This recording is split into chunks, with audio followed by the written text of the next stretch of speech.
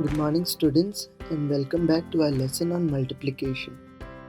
So today we are going to look at the topics we will be covering in this lesson. The few of them are multiplying a 3-digit number with a 2-digit number, properties of multiplication, multiplication word problems, and understanding multiplication algorithms. So today we are going to cover the first topic, that is multiplying a 3-digit number with a 2-digit number.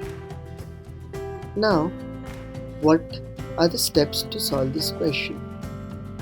So, the first step to solving any question where we have 3 digits and a 2-digit number, we will first arrange the numbers according to the place value table, one below the other. Let us take the example 234 into 16.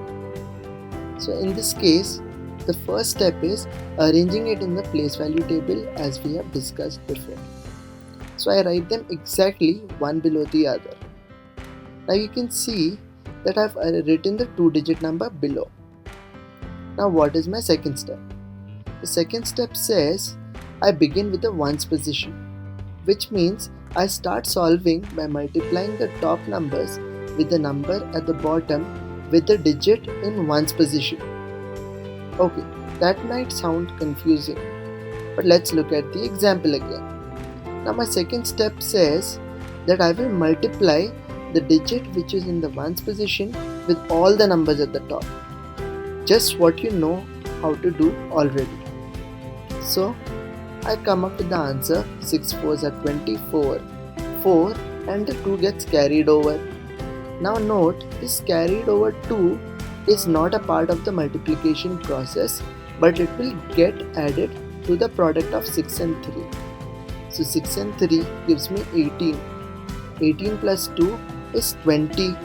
So I write the 0 here and the 2 gets carried over again. Again the same rule applies. 6 2s are 12. 12 plus 2 gives me 14. So I have completed my second step successfully. Now what is my third step? So my third step says I will move on to the number at the tens position, which means that I will be multiplying the number in the top row with the number at the bottom whose digit is in the tens position. Now if you remember, in our previous example we did not multiply this 1. So what happens to this 1? Now this remaining 1 in this tens position has to be multiplied with all the numbers at the top. So I write them down and I see that I can not start writing the answer straight away. I have to write a 0 here, or I can simply put a cross. So if I put a 0 here, remember this 1 is in the tens position. This is why the ones remains a 0, because I'm going to start entering in this position from where my 1 is. So this is going to become 4 1s are 4, 3 1s are 3 and 2 1s are 2. So I've completed successfully my third step. Now the fourth and the final step, which is to add both the products which I have come to. So in this case, I will add the number at the top. This is my first product of the first number and my second number, which is the product of the second digit. So I will add them. 4 plus 0 gives me a 4. 0 plus 4 gives me a 4 again. 4 plus 3 gives me a 7. And 1 plus 2 gives me 3.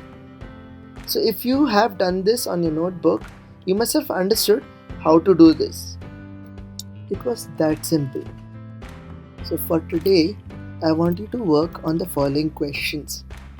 And I want you to answer these questions in the link below, which you will find in the video description. Please do enter your answers to be graded. So thank you for watching today's video, and if you have faced any trouble, then you can contact me on the following details. Have a good day. Stay home.